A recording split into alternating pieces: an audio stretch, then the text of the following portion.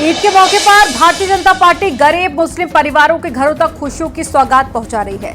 इसके जरिए बीजेपी 32 लाख गरीब मुस्लिमों को सौगात मोदी किट देगी। सरकारी योजनाओं की बात करें तो अब तक पीएम आवास योजना में मुसलमानों को 20% से ज्यादा मकान मिल चुके हैं। प्रधानमंत्री मुद्रा योजना में 20% लोन मुसलमानों को मिल चुका है।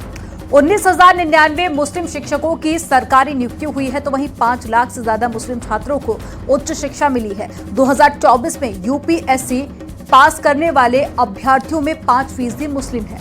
बीजेपी सौगाते मोदी किट गरीब मुस्लिमों को दे रखी है ताकि वो ईद की खुशियां मना सकें। वहीं विपक्ष ने इसे बीजेपी का वोट का दांव बताया है। इसी पर आपको दिखाते हैं रिपोर्ट।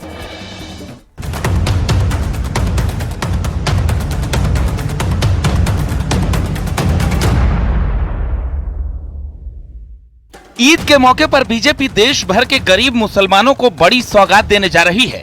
बीजेपी ने देश भर के 32 लाख गरीब मुसलमानों को ईद के मौके पर सौगाते मोदी किट देने की घोषणा की है।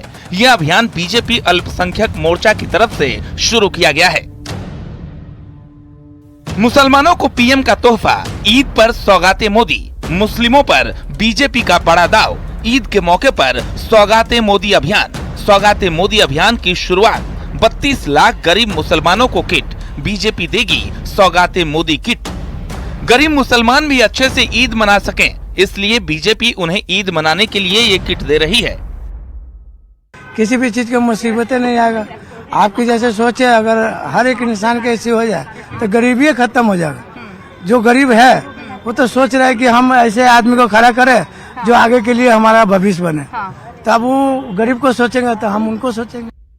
इस अभियान के तहत बीजेपी 32,000 पार्टी पदाधिकारी 32,000 मस्जिदों में संपर्क करेंगे। इस पहल का उद्देश्य गरीब मुस्लिम परिवारों को ईद की खुशियां मनाने में मदद करना है। इस किट में खाने के सामान, कपड़े होंगे, सेवैयां, खजूर, ड्राई फ्रूट्स होंगे। किट में महिलाओं के लिए सूट का कपड़ा होगा। किट में पुरुषों के लिए कुर्ता पैजामा होगा। किट की कीमत करीब 500 से 600 रुपए होगी।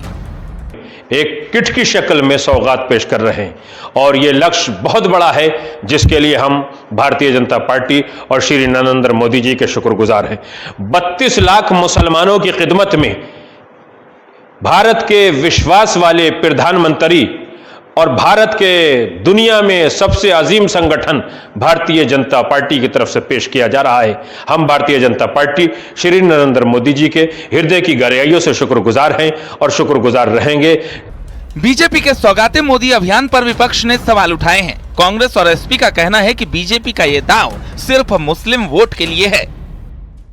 25 करोड़ मुसलमान देश के अंदर रहते हैं और प्रधानमंत्री जी सही मायनों में अगर सौगात देना चाहते हैं, जो प्रधानमंत्री जी को देनी चाहिए, प्रधानमंत्री जी मुसलमान को सुरक्षा दें, प्रधानमंत्री जी मुसलमान को सम्मान दें, प्रधानमंत्री जी मुसलमान को शिक्षा दें, प्रधानमंत्री जी मुसलमान को रोजगार दें, इस सौगात को प्रधानमंत्री जी देने का काम करेंगे तो हम पहले आदमी होंगे जो उनका स्वागत करने का काम करेंगे। मोदी योजना एक दिखावा है, वोट बैंक की राजनीति, भाजपा का दोहरा चरित्र है। और ये योजना इसलिए लेके आई गई है क्योंकि जो मुस्लिम संगठन हैं वो लगातार भारतीय जनता पार्टी के सहयोगी दलों का विरोध कर रहे हैं, उनकी अवतार पार्टियों का बहिष्कार करने का ऐलान कर रहे हैं। सौगाते मोदी किट में गरीब मुसलमानों को ईद का तोहफा है। इसमें वे जरूरी चीजें होंगी जिसका इस्तेमाल कर गरीब मुसलमान अपनी ईद मना सकते हैं। वहीं विपक्ष को इसमें सियासत दिख रही है। न्यूज़ 18 के लिए ब्यूरो रिपोर्ट।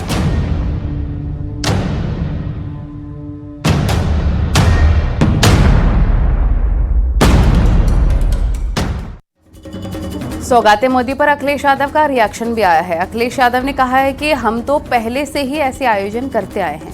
वहीं सपा सांसद डिंपल यादव ने सरकार पर आरोप लगाया कि बीजेपी सरकार सुप्रीम कोर्ट के आदेश नहीं मान रही है। सरकार का मनमानी वाला रवैया थमने का नाम नहीं ले रहा। और भारतीय जनता पार्टी वो दल है, उससे अगर एक वोट मिल रहा हो कुछ करने से तो वो तुरंत परफॉर्म कर देंगे वो चीज। कुछ दिन पहले यहाँ पर भी एक बड़ा म्यूजिकल कार्यक्रम हुआ था, वो लखनऊ के इतिहास से जुड़ा है।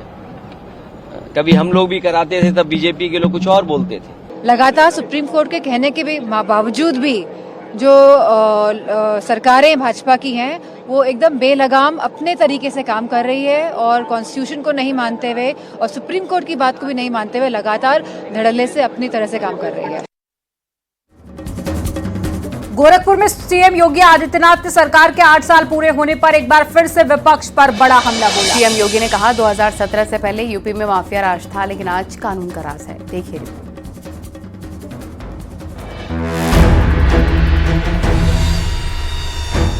गोरखपुर में सीएम योगी ने दिग्विजयनाथ पार्क में अलग अलग विभागों की प्रदर्शनी का उद्घाटन किया। योगी सरकार के 8 साल पूरे होने पर ये प्रदर्शनी लगाई गई। इस मौके पर सीएम योगी ने लोगों को संबोधित भी किया।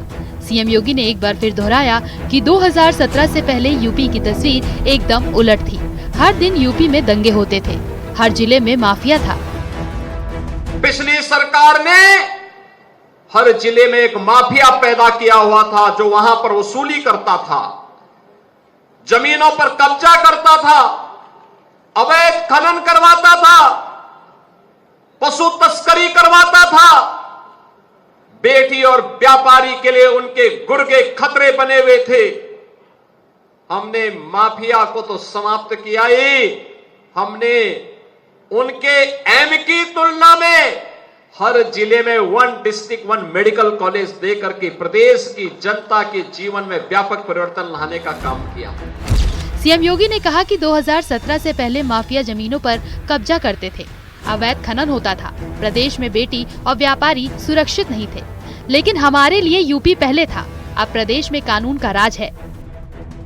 यह वही प्रदेश है जहां पहले सड़कें नहीं थी, आज देश की सबसे ज्यादा एक्सप्रेसवे उत्तर प्रदेश के पास, सबसे अच्छा रेल नेटवर्क उत्तर प्रदेश के पास, सबसे ज्यादा मेट्रो सिटी यूपी के पास, सबसे ज्यादा एयरपोर्ट यूपी के पास, देश का पहले इनलैंड वाटरवे उत्तर प्रदेश के पास, सबसे ज्यादा खाद्यान्न उत्पादन करने वाला उत्तर प्रदेश। गोरखपुर में सीएम योगी ने यूपी में बन रही फिल्म सिटी का भी जिक्र किया, साथ ही रवि किशन के बारे में भी बात की। उन्होंने कहा कि मैंने सांसद रवि किशन से कहा था कि आप विकास की चिंता मत करिए, आप गोरखपुर में कुछ फिल्में कर लीजिए। कभी विकास की योजनाओं के लिए रवि किशन भी पूरी जोर शोर से लखनऊ में आके डेरा जमा लेते हैं, तो मैं उनसे उस समय कहता हूं आप गोरखपुर में ज्यादा समय दे दीजिए और गोरखपुर में भी कुछ फिल्मों की साइन कर वहां पे गोरखपुर में भी कुछ फिल्मों में कार्य कर लीजिए, बाकी विकास की चिंता मत करिए। और आज परिणाम क्या है देखो, उनको प्रतिष्ठित पुरस्कार आईफा पुरस्कार भी फिल्मों का मिला है। सीएम योगी ने विपक्ष पर बड़ा हमला बोला। उन्होंने कहा कि पहले यूपी में हर दूसरे दिन दंगे होते थे, हर जिले में माफिया था, जमीनों पर कब्जा होता था, लेकिन हमने माफिया राज को खत्म किया और 1 डिस्ट्रिक्ट 1 मेडिकल कॉलेज खोले गए। न्यूज़ 18 के लिए ब्यूरो रिपोर्ट।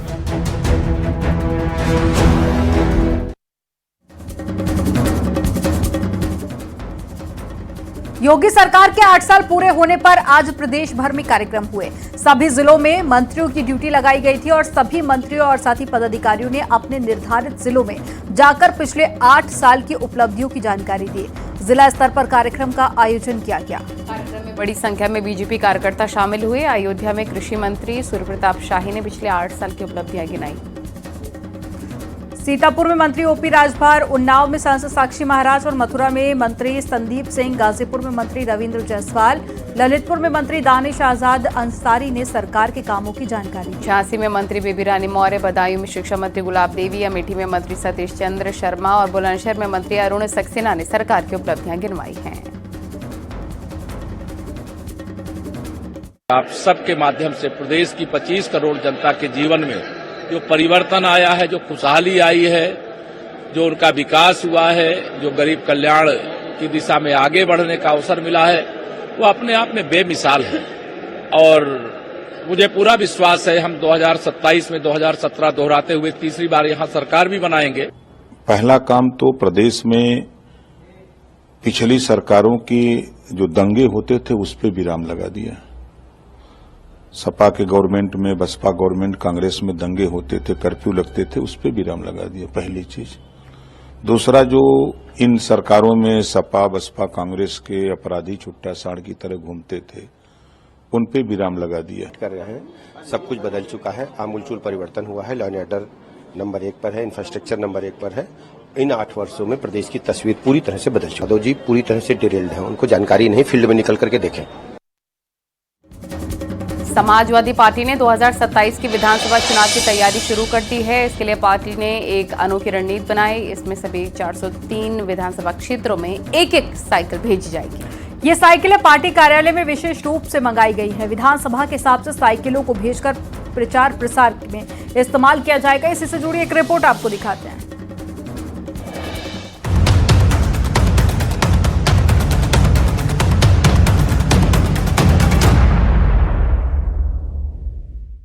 समाजवादी पार्टी ने मिशन 2027 के लिए चुनाव की तैयारी अनोखे अंदाज से करने का फैसला लिया है। इसके लिए समाजवादी पार्टी ने अपने कार्यालय में 403 साइकिल मंगवाई है।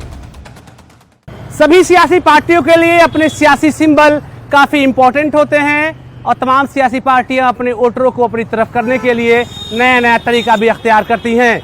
समाजवादी पार्टी ने ऐसा ही तरीका अख्तियार किया है। समाजवादी पार्टी कार्यालय में 403 सीटों के हिसाब से 403 साइकिल मंगवाई गई है। न्यूज़ 18 की टीम जिस साइकिल पर सवार है, यह साइकिल वही है जो तमाम विधानसभा क्षेत्रों में जाएगी।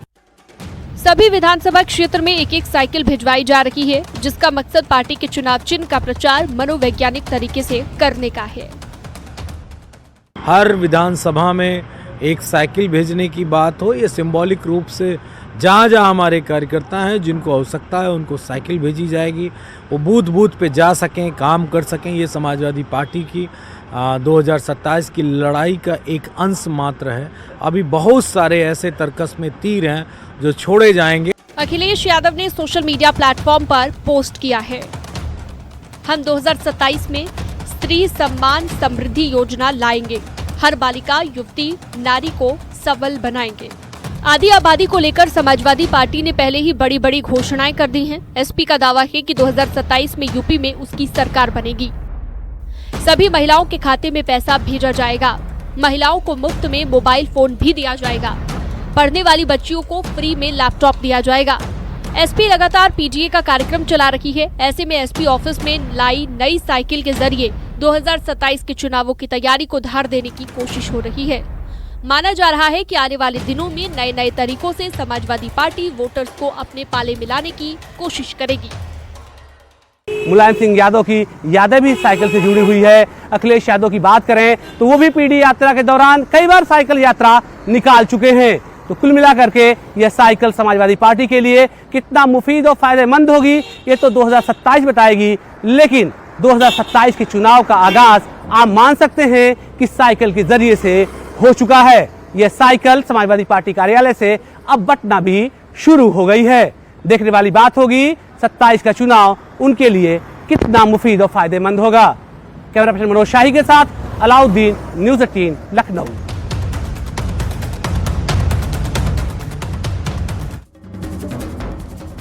लखनऊ में बीएसपी सुप्रीमो मायावती ने ओबीसी समाज के नेताओं के साथ में विशेष बैठक की। बैठक बीएसपी ऑफिस में ओबीसी समाज के हितों और साथ ही जमीनी स्तर पर संगठन की मजबूती पर चर्चा की गई। मायावती ने जनसंपर्क अभियान को और तेज करने के निर्देश दिए। साथ ही सभी कार्यकर्ताओं को जनता के बीच जाने की बात भी कही है। –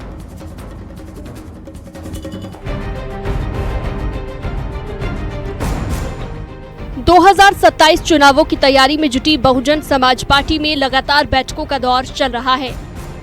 लखनऊ में मायावती ने दलित और ओबीसी वर्ग के पदाधिकारियों की अहम बैठक में कई दिशा निर्देश दिए हैं। मायावती की 2027 के चुनावों के लिए रणनीति 2007 चुनावों की तर्ज पर बनाई जाएगी। रणनीति ओबीसी समाज पर रखा जाएगा खास फोकस। बीएसपी सर्व समाज भाईचारा कमेटी के जरिए करेगी संवाद।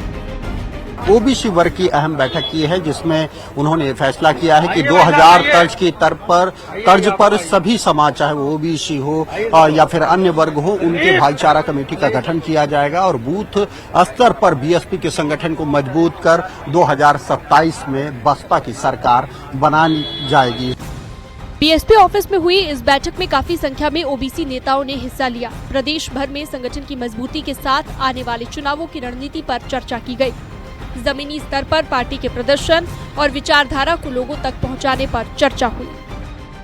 सभी लोगों की इधर आदरणीय बहन कुमारी मायावती जी ने बैठक बुलाया था। उस बैठक में जो सेक्टर और बूथ का गठन तो चल ही रहा है, लेकिन जो भाईचारा 2006 में आदरणीय बहन कुमारी मायावती जी के निर्देश में बनाया गया था, उसी तर्ज पर 2025 में भी भाईचारा बना है और 2006 की तर्ज पर जो भाईचारा आदरणीय बहन जी के निर्देश पे बना है, हम लोग मजबूती के साथ काम करेंगे।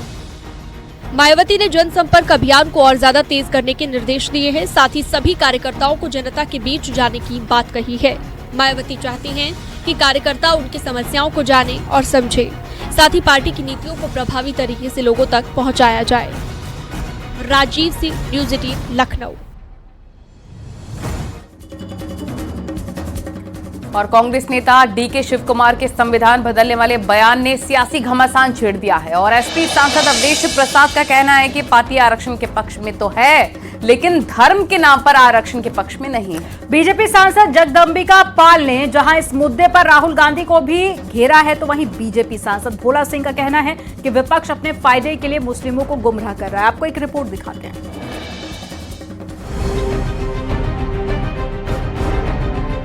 कर्नाटक में मुस्लिमों को आरक्षण के मामले में खूब सियासी बयानबाजी हो रही है। अब समाजवादी पार्टी की ओर से अवधेश प्रसाद का बयान सामने आया है। उन्होंने कहा कि समाजवादी पार्टी आरक्षण के पक्ष में तो है, मगर धर्म के नाम पर आरक्षण के पक्ष में नहीं। इन धर्म के नाम पर आरक्षण उचित नहीं है और आरक्षण इस पर एक बड़ी चर्चा की जरूरत है देश स्तर पर। और ये आरक्षण के लिए इस देश में जातीय जनगणना जरूरी है और तभी आरक्षण का जो हक है, हिस्सा है, मुनासिब ढंग से हो पाएगा। कर्नाटक में मुस्लिमों को आरक्षण मामले पर सियासी विवाद थमता नजर नहीं आ रहा।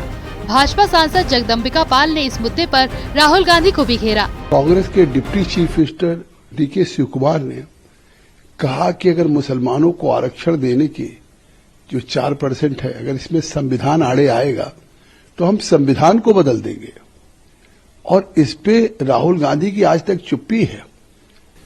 राहुल गांधी उनके खिलाफ कार्रवाई करने के बजाय राहुल गांधी जो संविधान की किताब लिए घूम रहे थे लोकसभा के चुनाव में, वो कहते थे कि भारतीय जनता पार्टी संविधान बदल देगी अगर सत्ता में आएगी, तो आज उन्हें माफी मांगनी चाहिए। बीजेपी सांसद भोला सिंह ने भी विपक्ष पर निशाना साधा है। उन्होंने कहा कि विपक्ष अपने सियासी फायदे के लिए वक्फ बिल पर मुस्लिमों को गुमराह कर रहा। कुछ लोग, कुछ राजनीतिक दल एक विशेष धर्म को, विशेष जाति को राजी करने के लिए, अपना वोट बैंक सुरक्षित रखने के लिए उनके साथ अहित करने का काम कर रहे हैं। इस बिल के पास होने से किसी को नुकसान नहीं होने वाला है, बल्कि सरकार को विकास करने का मौका मिलेगा और उन लोगों को भी फायदा उससे पहुंचेगा। जब विकास होता है किसी क्षेत्र में तो वहाँ के निवासियों को भी फायदा मिलता है, वहाँ के नागरिकों को फायदा मिलता है, उनको रोजगार भी मिलता है। वक्फ बिल पर सियासी संग्राम जारी है। इस बीच कांग्रेस नेता डीके शिवकुमार के संविधान बदलने के बयान पर बीजेपी मुखर है। वहीं कांग्रेस की तरफ से भी सियासी बयानबाजी जारी है। न्यूज़ 18 के लिए ब्यूरो रिपोर्ट।